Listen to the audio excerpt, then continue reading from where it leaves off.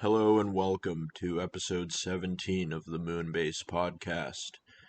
Today I have part 2 of the last conversation I had with Quirky Blurky for you guys, and we get into a few different things, ranging from just working as a vagabond. We talk about different cities and just kind of the atmosphere we experience there, ranging from like Toronto to Portland and just the areas around there and how things are changing in those areas. We get into some hitchhiking stories, just wild things we've heard on the road, and a whole lot more. So, yeah, this is the episode. But first, a message from our sponsors. Introducing our groundbreaking service that will revolutionize the way you promote your podcast, Robot Ad Readers.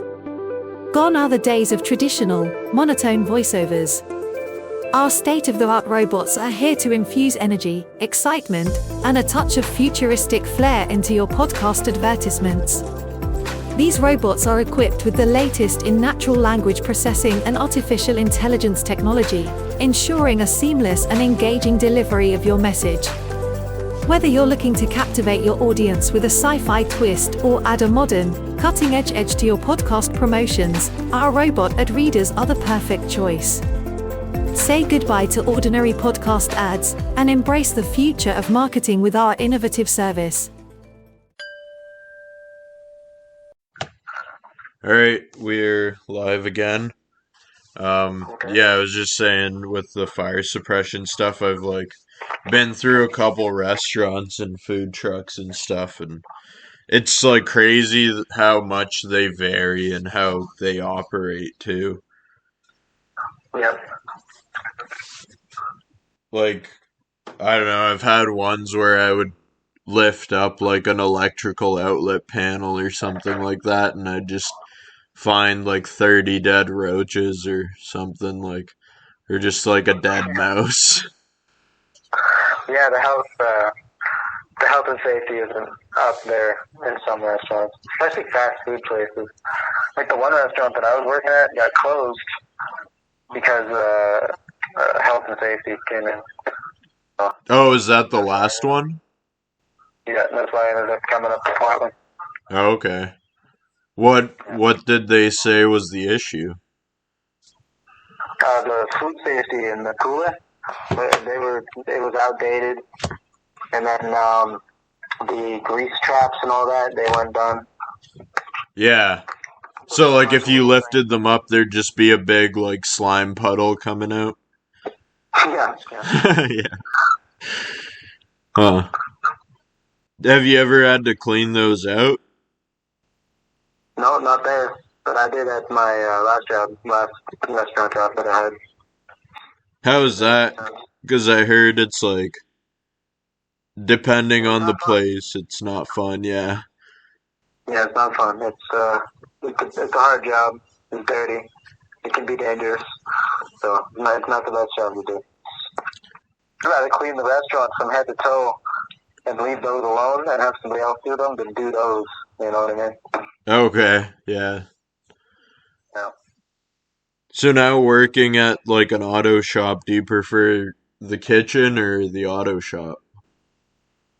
Well, I prefer the kitchen, but the other shop I get to learn more, So. What are the pros and cons?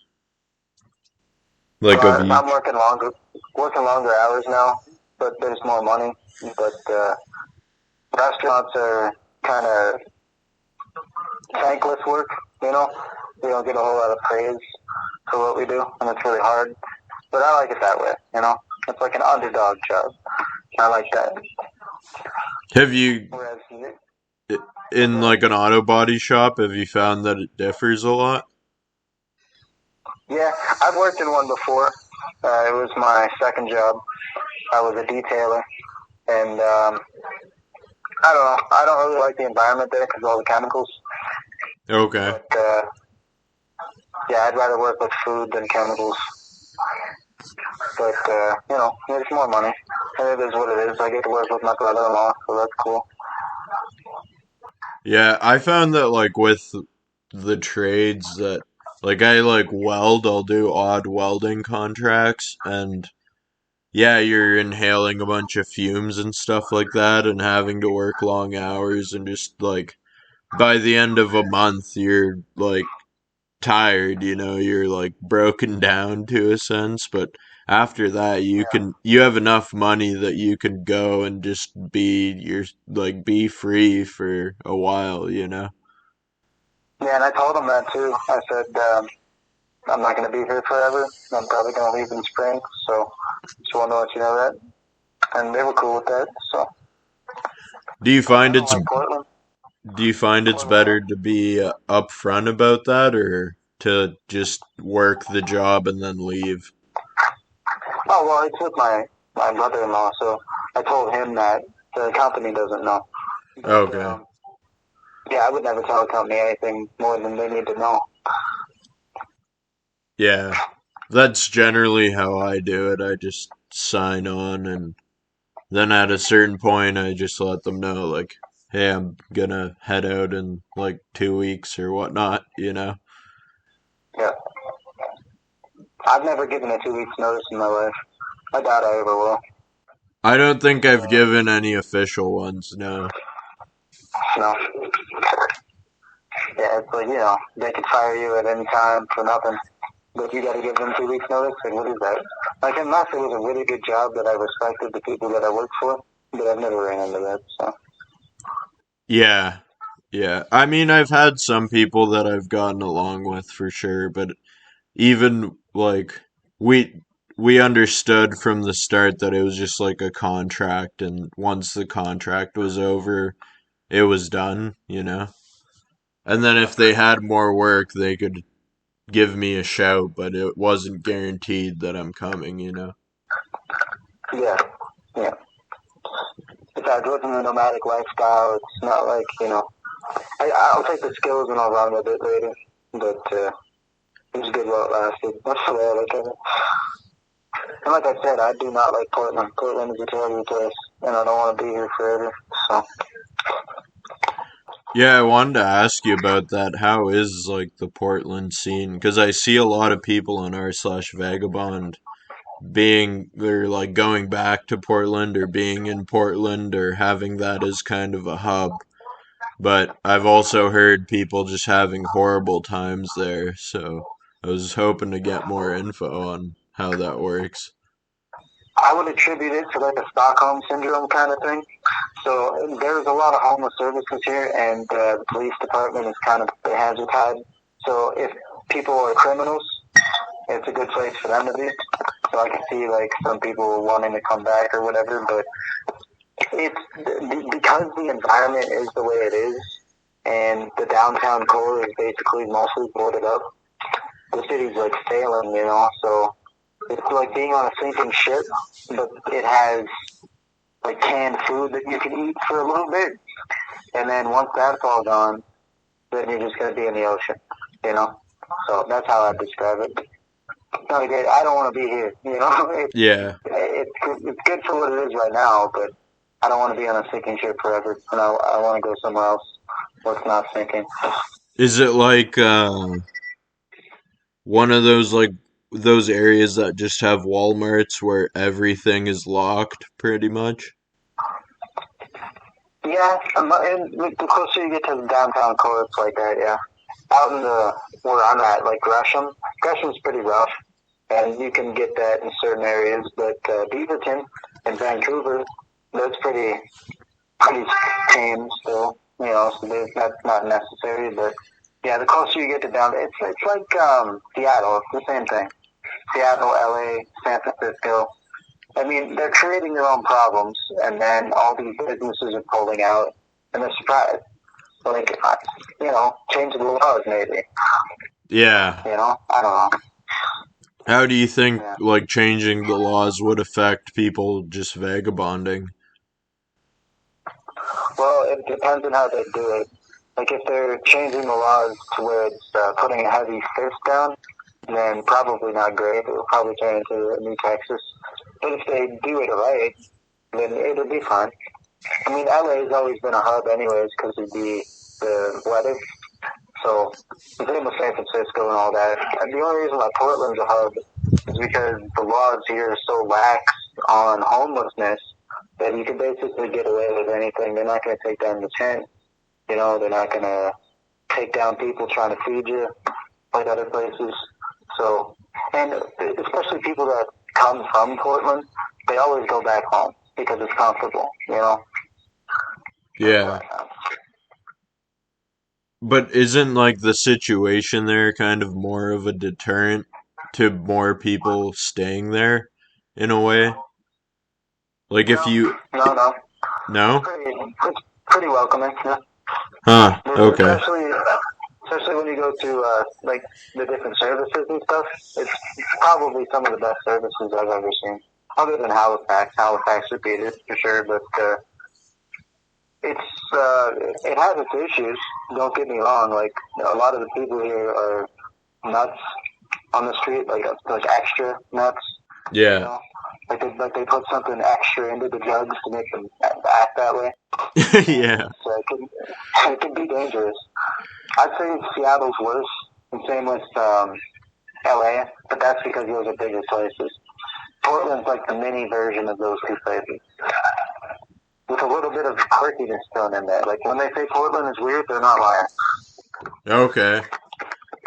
Yeah, that sounds interesting. So it's mainly like a home bum situation that's causing a lot of the issues. Yeah. And it's spilling out in places like Eugene, which, in my opinion, is a lot better of a place. So, you know, Portland's kind of the center of Oregon, whereas the rest of Oregon is more conservative and more, their laws are a little more strict. But places like Eugene are starting to open up. Same with like the Oregon coast is getting a little more open, becoming more like Portland.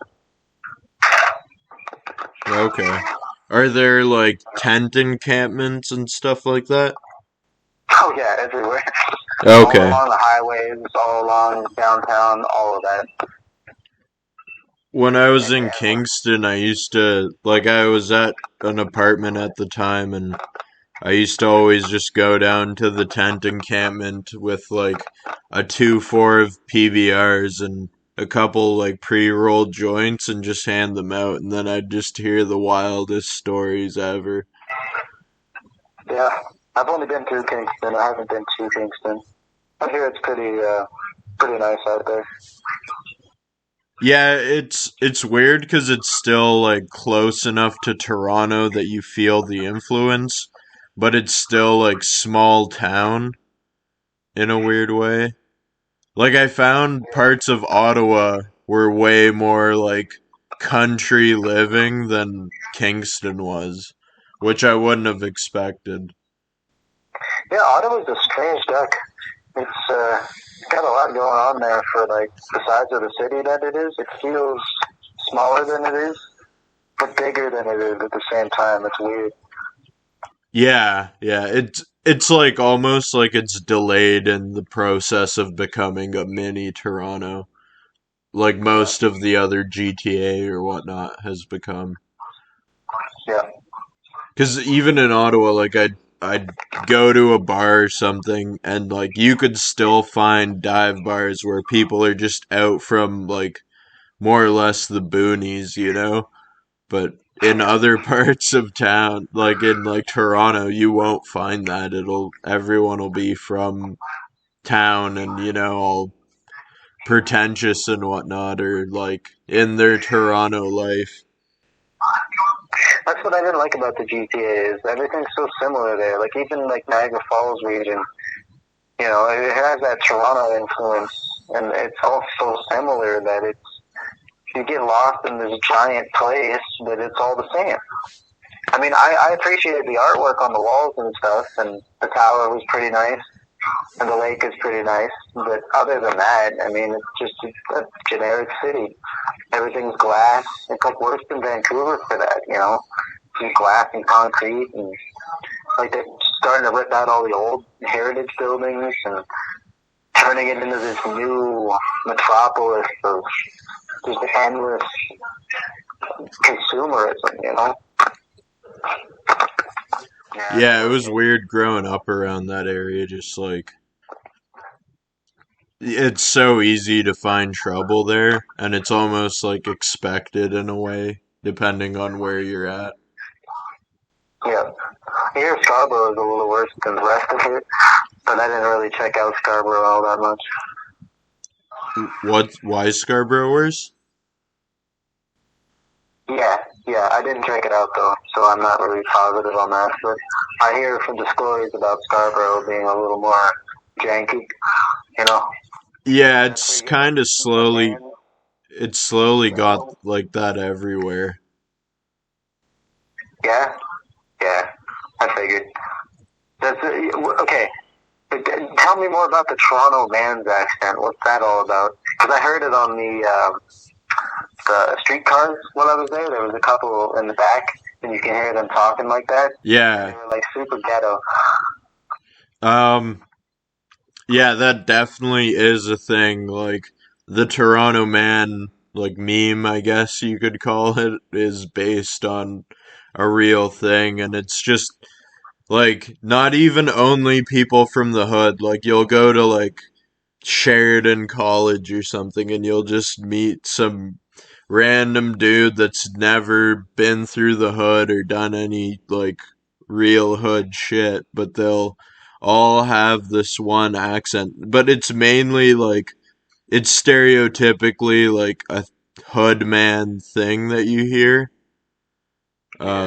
Even hood man, I'm pretty sure is like part of that slang, but it all comes from like Jamaican like patois as far as I know. Like a mix of like patois and like Somali slang that just incorporated into English. Yeah, it's pretty interesting. It's probably the most unique accent in Canada. From no, maybe it's the Newfies. I forgot about the Newfies too. The Gaelic there is crazy. Yeah, myself, but I heard that it's hard to understand, and when you get two Newfies in the same room, you can't understand a word they're saying. Yeah, like I've been to Nova Scotia, is like the furthest out east Canada wise I've been, and people there spoke Gaelic, and as an English speaker, like you don't know what they're saying if they don't want you to. Yeah. I feel like part of the Toronto man lingo is part of that too, because a lot of it too that I've heard just has to do with like drugs or a weapon. So depending on like what shenanigans you're up to, I guess it would be useful to speak in code if like it would make you a little less overt. Yeah. I'm sure the police study that like they do everywhere else, you know. Yeah, I don't know. I don't really like partake in that. I just find it like entertaining and somewhat silly, you know, when you meet some kid from the suburbs that's talking like he's some gangster from like the inner city or something like that. It just I like how do you respond to that, you know? Yeah. I find there's a pretty big overlap with the UK lingo too.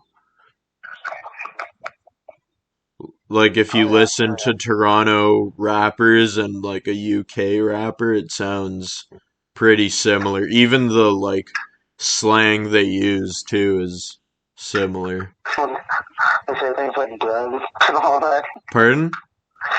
Bruv for bro.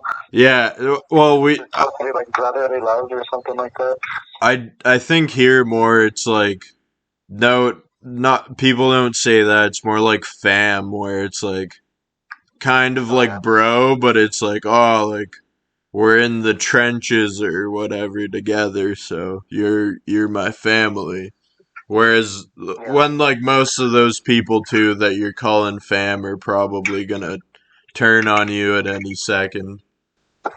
As soon as the cops get involved and they're sitting in that room, it's like, yeah, it was this guy.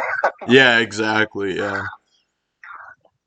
I feel like it's just like another weird, like superficial part of living in just a big city, you know? Yeah.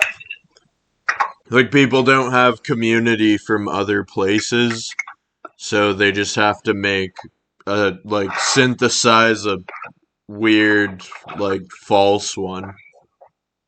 Yeah. Canada likes to emulate the United States, so Yeah, that's where true. most of that comes from. Same with the UK, for that matter. I wanted to ask you about that too. What's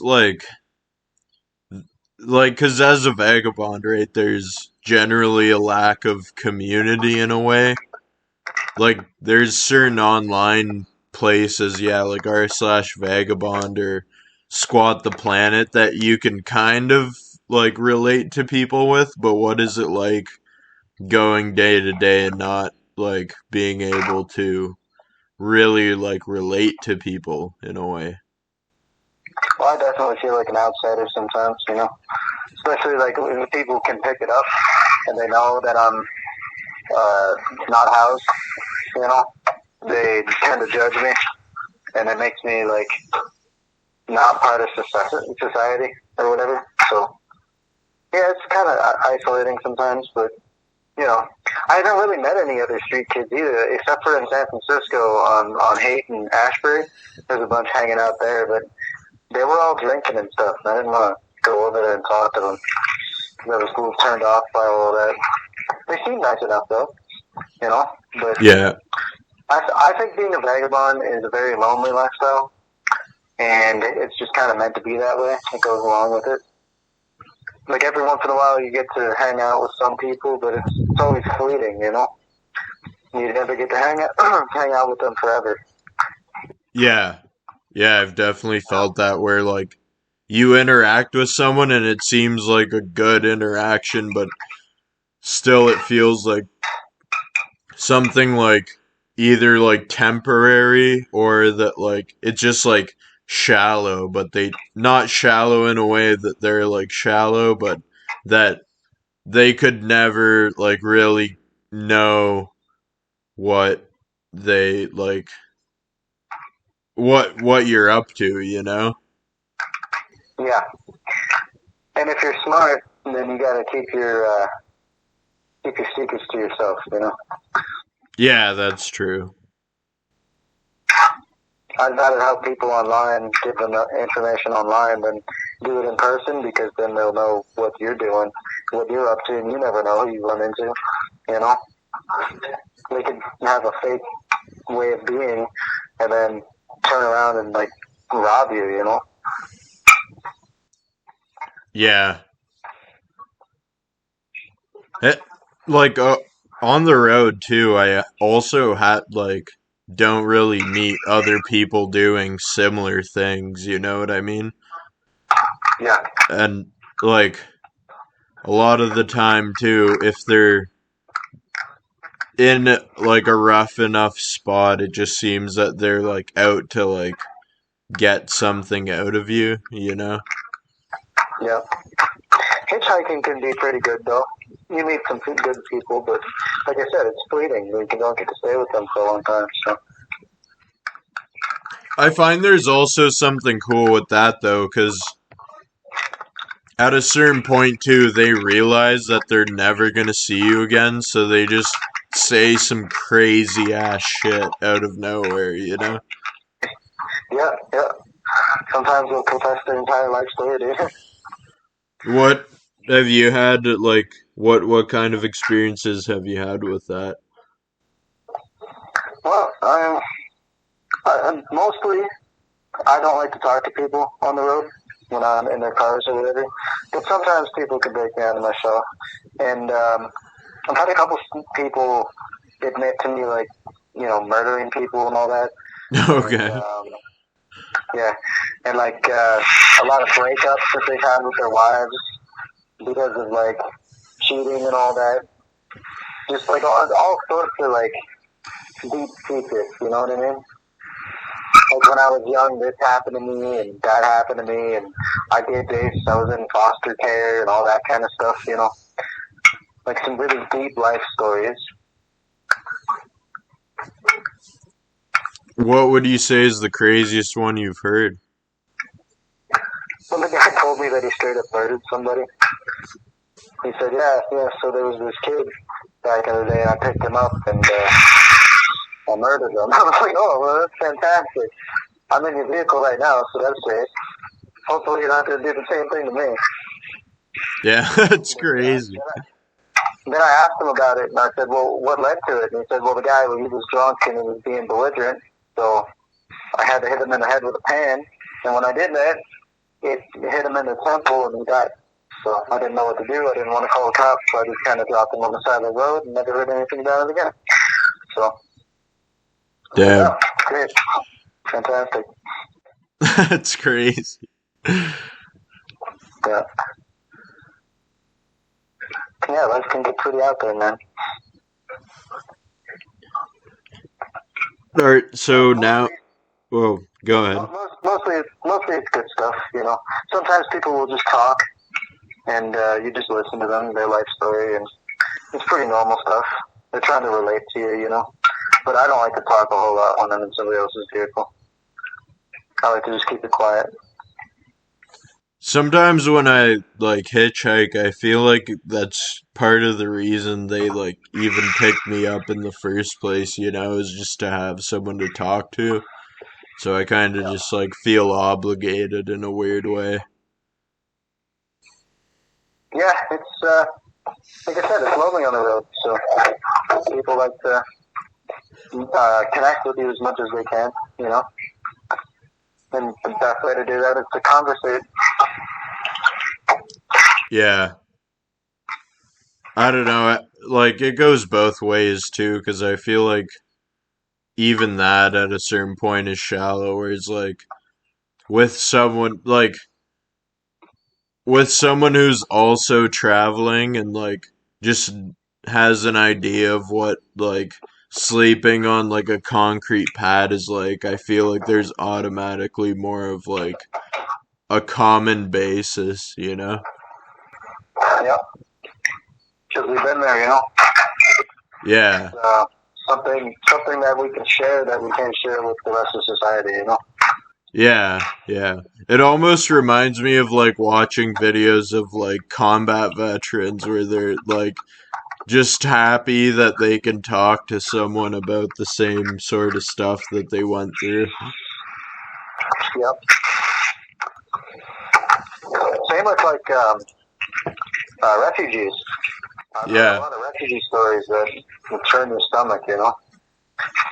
Yeah, I have a few friends that they came over in, like, shipping containers and stuff like that, and, like, spent time in, like, refugee camps in Iraq and stuff, and at a certain point, too, because they knew me growing up, they, like, at a certain point it was weird, because it felt like they just knew that, like, I had experienced enough that they could just talk to me in a different way, you know? Yeah. Yeah, I feel that too sometimes. When you know who you're around by how they act. You know, you can tell genuine people from fake people. Yeah, I feel like that's also with, like, ex-cons just at different jobs, like, there's also a level of being able to relate to them, of just being, like, an outcast and not, like, getting along with people or having to deal with, like, things you think are stupid, you know? Yeah. Like, one of my coworkers when I worked at Whole Foods in Nashville, his name is Bryce, and he wasn't necessarily a vagabond or had a lifestyle like that, but he was the type of dude that could see past, like, the stigma of it all. And him and I had some pretty good conversations. He was like a regular guy, and he had a family and that whole nine. And him and I talked a lot about my lifestyle that I had. He was fascinated with it, so he was pretty cool. He's probably one of the best coworkers I've ever worked with. Right on, yeah. Like, I feel like if it's not the right person, it kind of just scares them away because they don't they don't conceptualize having a lifestyle outside of just going to work, coming home. You're like serving whatever you've got going, like whether it's like a partner, a family, or whatnot. Like, No. it's just hard to relate to a lot of people. People can be very judgmental too, they'll pretend to be your friend and then they'll gossip about you behind your back and all that. Next thing you know, you're fired because you're different. Yeah, for sure. That's happened a few times. Like, in what sort of situations? Oh, I worked at McDonald's in San Francisco, and I made the mistake of making a friend, quote, quote, with this kid who was fascinated with my stories, and he went to the boss and told him about my situation, and they fired me. That's pretty shitty. Yeah. Of course, I think it's because I was his competition, because he wanted to be manager, and he thought that I was vying for that too, but I wasn't, so... I don't know, that's what it is. People can be weird. I find though, if you're honest about it and like what's going on, sometimes you'll just find like diamonds in the rough where like some random person will just trust you with like everything for no reason at all. Yeah, I had that when I was in Nashville with a guy named Junebug. He had technically been homeless before in his life, but he had a place and all that, and he used to take me up there so I could have showers. He did that with all the people in the camp, and every once in a while I'd go up there by myself after work, and he wouldn't be there, but he entrusted me with his keys so that I could go in and out whenever I needed. So that was pretty cool. Yeah, that's wild. Yeah. One dude I worked with, he, I don't know, there was something like, he did some time and whatnot. He didn't have a good go. Like, his parents weren't the greatest to him. But this dude was, like, well into his 50s, like, closer to his 60s. And when I was working with him, he would just, like, buy different, like, pellet guns and customize them. And he would just shoot invasive species of birds. And it was illegal still to shoot those birds. But he would just come up to me and show me the bird in his hand. And then he would just start laughing like a 7-year-old that got like a birthday cake for no reason. Nice. He was a good dude. Like, I didn't have, like... I looked into it and they are invasive and like they do fuck up the environment, so I could kind of get why he was doing it, but I definitely think that he was doing it just out of like the pleasure of like killing stuff, but for some reason he just... Huh? One of those guys? Yeah. But he definitely just thought I was, like, safe because I was just honest and, like, was a no bullshit guy. And it was like, okay, like, you're killing this not, like, invasive species. Like, okay, I guess, like, it's net positive. You're just taking a lot of joy out of it being dead and you having killed it. I mean... It's a weird situation, but I'm just gonna let you do your thing. Yeah. Maybe that's how he channeled it, There was this case of my dad. He, when he was young, he had a bunch of partners because he was a drug dealer too. And one of his partners used to work for the city to go burn down buildings so that they could collect the insurance money under the table because he was a pyromaniac. Okay. One of those types of dudes. That's how he got paid.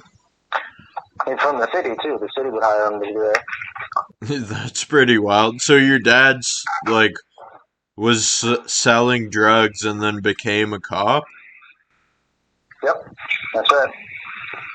That sounds about right. yeah. My dad was an interesting guy. Still is. He's still alive. But yeah, he's got a lot of stories with it.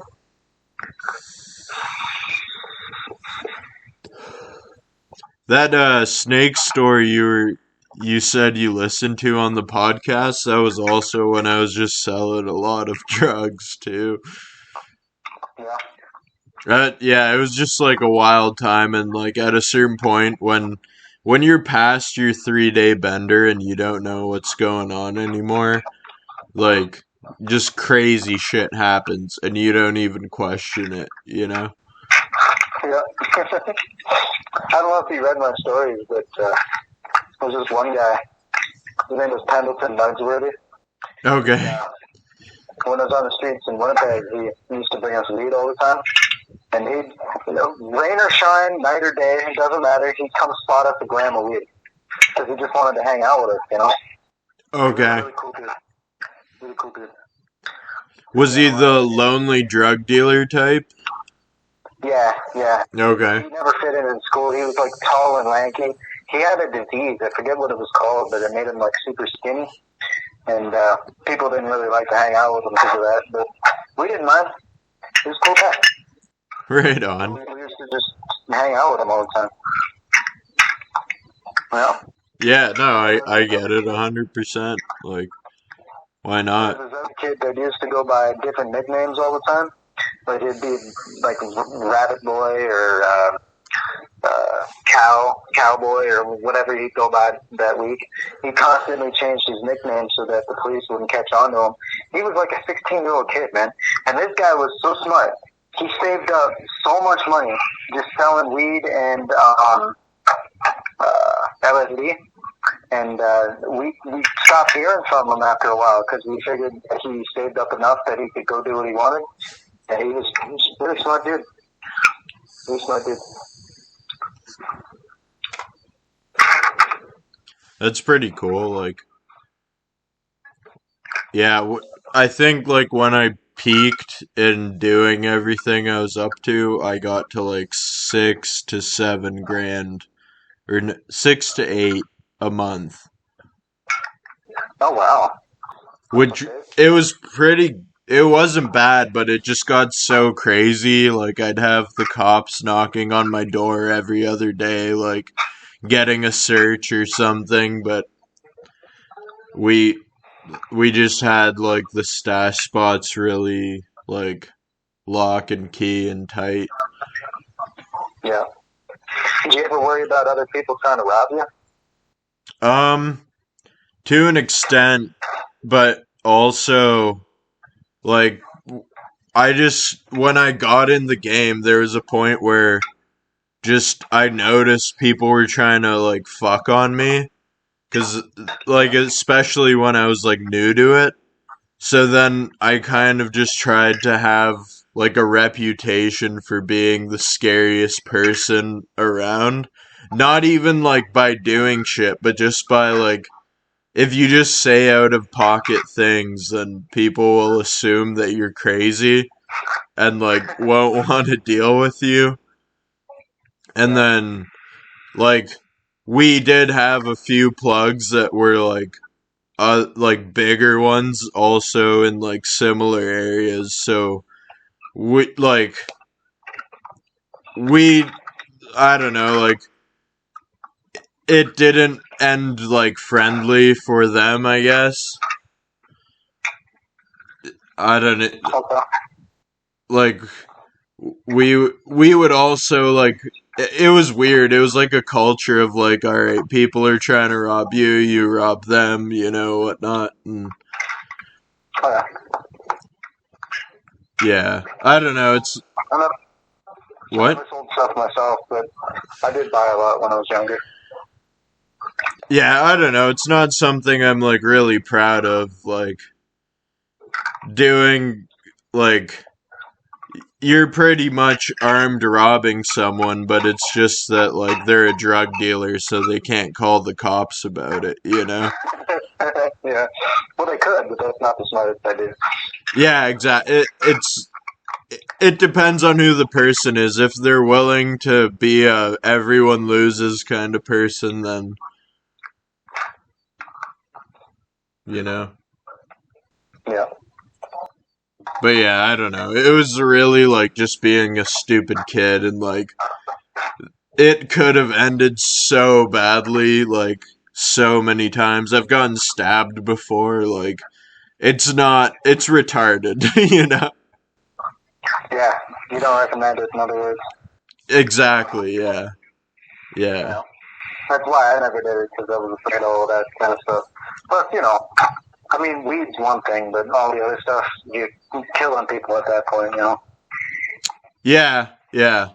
I made like kind of I don't know, at the beginning I was like I don't want to just sell people garbage cuz I'm not going to cut anything. It wasn't like anything like super crazy, you know, just like some coke and whatnot, but from not cutting it, it actually became way better of a seller than anyone else's cuz they'd step on it with like some stupid baby powder like dextrose or something, and then people would be able to tell that.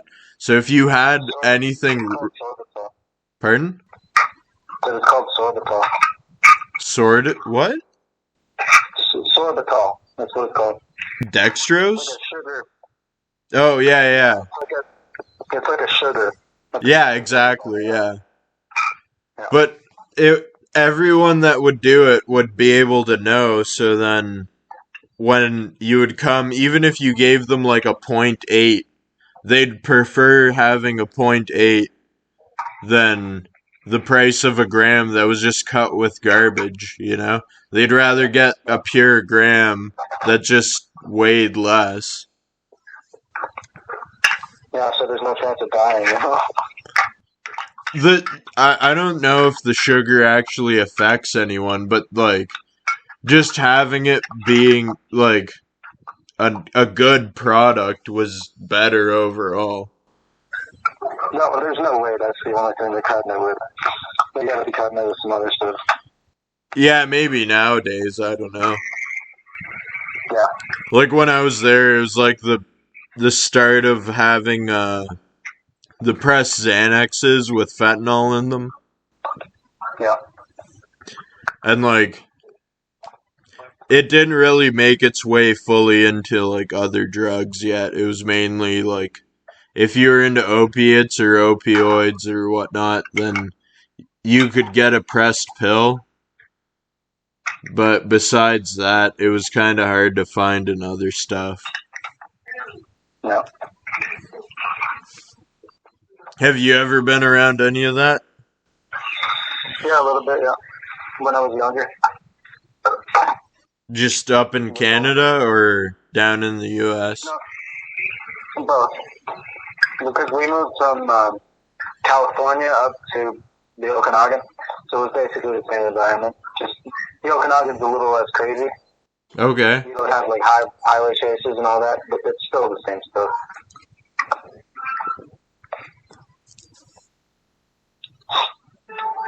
Yeah, I don't know. I found like looking back on it, it was all like pretty stupid. Even though like the pay was pretty good at like certain times, it was just it's really not worth it. And even now, like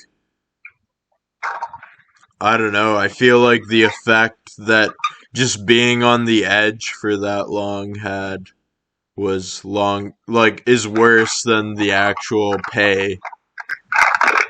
Yeah. I have a friend that's in Winnipeg that still does it, and I haven't heard from him in the last few days. Kind of weird. I think he might got caught. But I told him last time I was there, I said, you're going to get caught, man. You're doing it pretty stupid. And he wasn't listening, so. Yeah, I don't know. When you're in that like headspace too, it kind of just like you get wrapped into it, you know. Mm-hmm. Yeah, he was definitely wrapped into it, that's for sure. I think the worst thing you could do is like get involved with like bigger players, you know? Because once you do that, you're kind of like secured and locked in. Yep. I think that's what he did. he might have owed somebody something, and then, or got popped, one of the two. Yeah. Yeah, that's, I don't know. It's also, like, rough to be the friends of someone that's into that, because, like, you just never know, and also a lot of the time when you do interact with them, it's like, oh, let me tell you the most recent, most fucked thing that happened. Yeah. Like, I remember when I was there, that was right after I got beat up, and he took me in and took care of me and stuff, which wasn't the first time. But he kept buying me all these lunches and stuff, like out, like these $50 to $100 lunches and stuff. And I was like, dude, what are you doing, man? Like, oh, don't worry, I got it. I was like, all right, I guess. I wouldn't be flashing around all that kind of money, but you do you, man. So as soon as I could, I got out of there because I didn't want to be around it. Yeah, it's definitely smart. Yeah. Plus, ever since Sabrina died, it's been a thing for me to not be around all that kind of stuff out of honor for her. Yeah, I definitely get that. I mean, overall though, I guess, like, at least you got out while you were ahead, too. Yeah. It's kind of like fate, Yeah. Spoke to me. Yeah. Yeah, now I'm all reformed and living my best life, so can't complain. Not that I was ever that bad, but,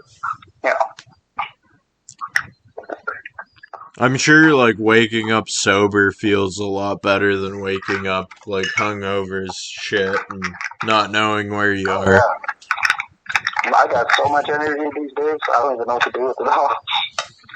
And I just go for, like, a really long walks, like super long walks, and I'm able to come back and not even feel tired. It's great.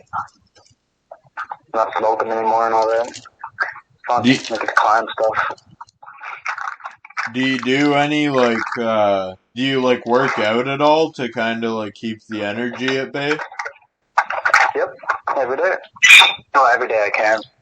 I do calisthenics. I used to lift weights when I was younger, but I thought I was tired all the time. Sorry. I keep eating all this food and talking at the same time.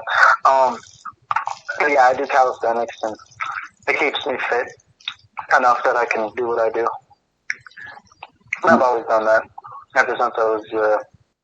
What kind of calisthenics? Okay, well, I do push-ups, I do sit-ups, I do like crunches, I do leg lifts, and then I do handstand push-ups. That's pretty good, yeah. Yeah. Have you ever done the Olympic rings? No, I tried. Sometimes at parks you'll find like certain structures or whatever you could do stuff like that. And I've been trying, but I'm not that strong yet.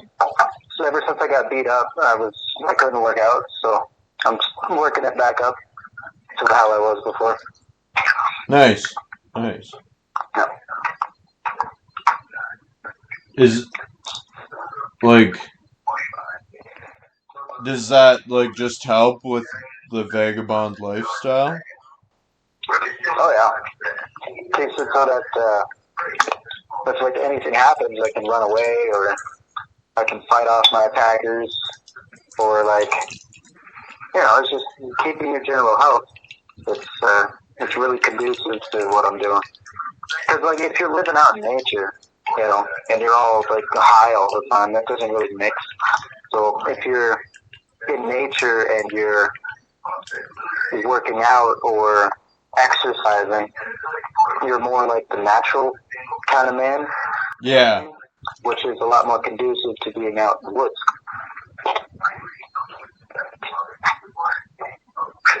How much of your time would you say you spend between the woods and the urban environment? I'd say it's about 50-50. When I'm working, it's a little more like 80-20, but Let's say 50-50. I still enjoy cities. I like the feel of the cities at night, and all the amenities that they have, like libraries and all that. I enjoy that sometimes. There's a coffee shop, but I still got to get my nature in. Yeah, for sure. Yeah, have you ever looked into doing like a long-term camping trip or no? No, not really. I mean, I might go out to the national forests and like Grand Canyon and all that. But I'm saving that until I get a little more entrenched, because it's only been a couple of years since I've been doing the vagabond lifestyle, so I'm still kind of new to it, And I want to grow baby steps, I don't want to rush into anything and then end up like Chris McCandless Yeah. in the woods alone, dead, It was still pretty savage what he accomplished just going balls to the wall. Yeah, there's something to be said for that. Especially because, his journals and all that, we got a look at what he did, which was pretty cool. Yeah, I was thinking of doing a winter up here, but like actually just camping it the whole time. But also, I don't know, I'm 50-50. Yeah, be careful with that. You're taking your life in your hands when you do that. The cold scares me. The cold is probably the most vicious enemy of the homeless, because it can kill you without notice. You can wake up and, you can wake up dead. You know what I mean? Without Yeah. even realizing. It almost happened to me once, actually, in Montreal. Okay, so it dipped down to -1 one night, and I was not prepared. Thank God I woke up, but I woke up really warm, and I knew it was cold outside, and I know that's a sign of hypothermia. So, Yeah. lo and behold, I get up, and I start jogging in place, and my heart was just beating out of my chest. It was scary. It was super scary. And ever since then, I try to prepare as much as I can, Yeah. I'm pretty I've done winter camping before. I have never really had a great time doing it. And partially it was in the military too. Like I did a course on the winter warfare stuff. And I don't think I've ever been that cold in my life. Like waking up and peeling yourself off just a sheet of ice is another level of cold, Yeah, not only that, the cold can affect you over time. Like, you could survive like a week. Yeah. After a month, your body's worn down, so you become more susceptible to it as time goes on. Yeah, you have to drink olive oil or stuff like that. Yeah. There's tricks. Like, you can start fires and do the whole hot rock thing, and then hot water bottles and stuff like that to keep next to a fire. But that's not always feasible, Yeah. Yeah, I was thinking about having a tent, or not a tent, but a hammock with an underquilt. That was kind of my plan. Because then I could have a fire, and if I have the tarp over me, then that tarp should catch some of the heat and keep it going around. Well, if you do that, then use a silver tarp and use the silver side to reflect the heat. Mylar one? Yeah, or you can even glue one of those space blankets to a tarp, and that will help reflect the heat a lot more. Okay. I saw people doing that with tents where they'd have the Mylar just in the top of their tent to keep them warm. Yeah, I did that. Yeah. Oh, yeah? About it, though, is that when you're doing it in a tent, you have to worry about airflow. So the Mylar, it's not very air efficient. So if you do that, poke holes in it. Like if you're doing it in a tent, because then the air can get through. Okay. Asphyxiate that way. Yeah. What happens if you don't? You could asphyxiate. Like, that's why I don't like the propane heaters that a lot of the homeless use, because you can, first of all, knock it over and then light the pen on fire. But it can also spring a leak, and because it's propane, you won't wake up. You'll just asphyxiate. So, dangerous. Like a heat buddy or something? Yeah, propane heaters. The ones that you, they're kind of like the stoves, the little propane stoves, except they're heaters. They're not Okay. very sturdy. They can knock them over very easily. And they don't go, some of them have things where they'll go out automatically if they're knocked over, but some of them don't. Huh. I don't like them myself. I'd rather use natural means like hot rocks and reflective heat and layers and stuff, you know. One thing I've done before is using those little like buffet burners. You know, the little like gel cans that they put under the food? Oh yeah, those things, yeah. Yeah, you just like get a big flat rock and then put that in your tent and put that on top. And then when you light it, it doesn't really make that like any fumes or anything, so you can like stay warm without dying. Yeah, that's probably safer, I'd say. The can gets hot though, that's the main issue, so like I don't know, like I haven't like really given out that advice in general just cuz like if you put it on your tent like just on the ground of your like plastic tent, it's probably going to catch fire. Yeah. You know? Yeah. Yeah, it's difficult out there in the cold. Like I said, it's the scariest thing for me. Even more so than other homeless with like knives and stuff. Like that blue guy. Yeah, yeah. One time when we were camping out in Quebec, like it was so cold that we had to use graphite to lubricate our rifles because if you used regular oil, like just rifle like CLP, like cleaning oil, it would freeze to your hand and stuff as soon as you grabbed it. Jesus. Yeah, I heard about that. Like in World War II, they had to do that. Stuff like that. Use But graphite? anyways, yeah, that's what they learned. Well, not graphite, but they had other methods. I don't really remember what they were.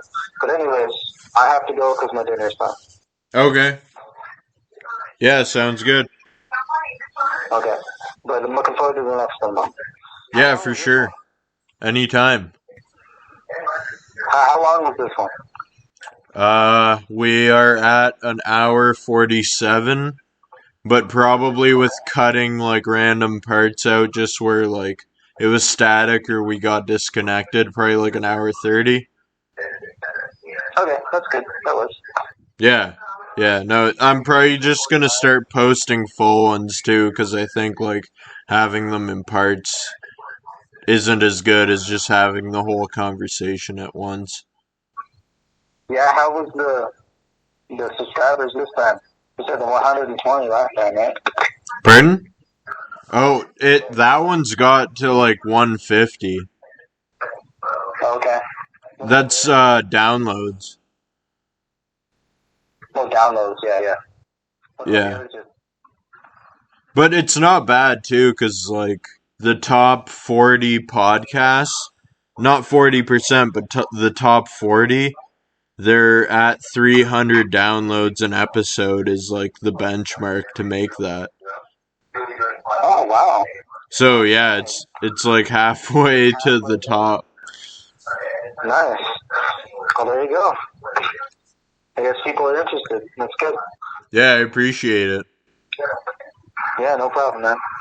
Yeah, I always love having you come on, and I don't know, we'll make some future episodes too. Then we gotta do that book too.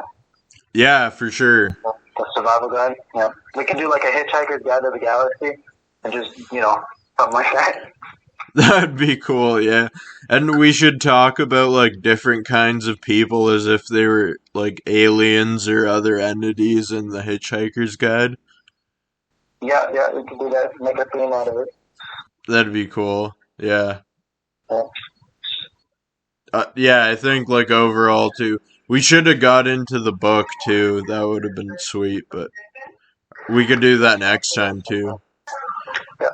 If you're like still around like this week, if you're free, we could do that then too. I can't do it this week, but next Tuesday. Okay. Yeah, that works for me. And that concludes episode 17 of the Moonbase podcast. Stay tuned for the next episode. I'll be talking with I Am Sham the Man again. And we just get more into the vagabond lifestyle, some philosophy, stuff like that. And I think you guys will enjoy if you've enjoyed the episode so far. So stick around and see what's next.